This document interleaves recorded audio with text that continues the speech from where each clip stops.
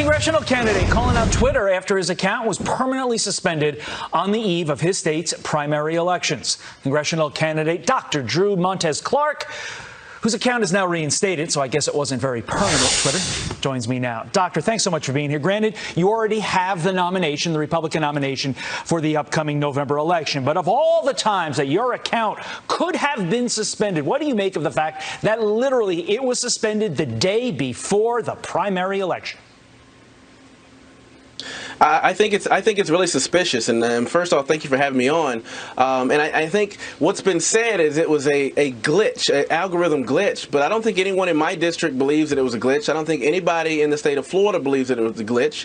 And I would doubt that anybody watching this show thinks it's a glitch.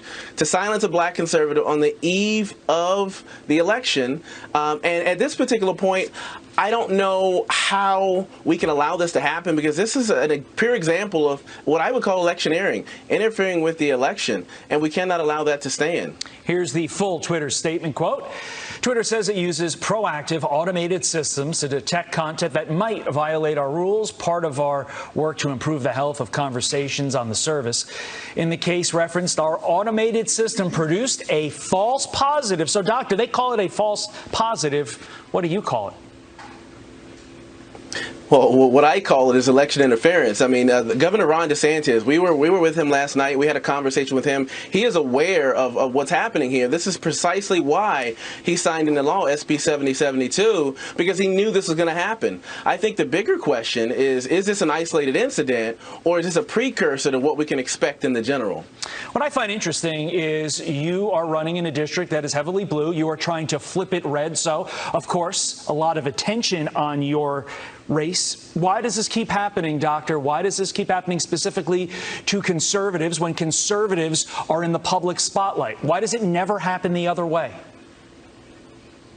I think that's a fair question. I think it's a question that we actually need to seek the answer to, and to take this a step further. I'm considering this at this particular point a modern civil rights issue. I went from being persecuted for the color of my skin, let's just say, because we know the history of the country, to now being persecuted because I happen to be a conservative.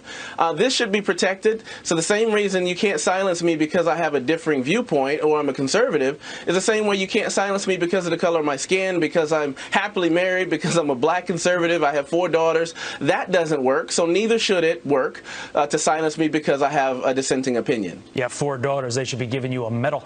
Doctor, last question. Democrats always talking about election integrity. Have any Democrats ever spoken out on your defense on this point?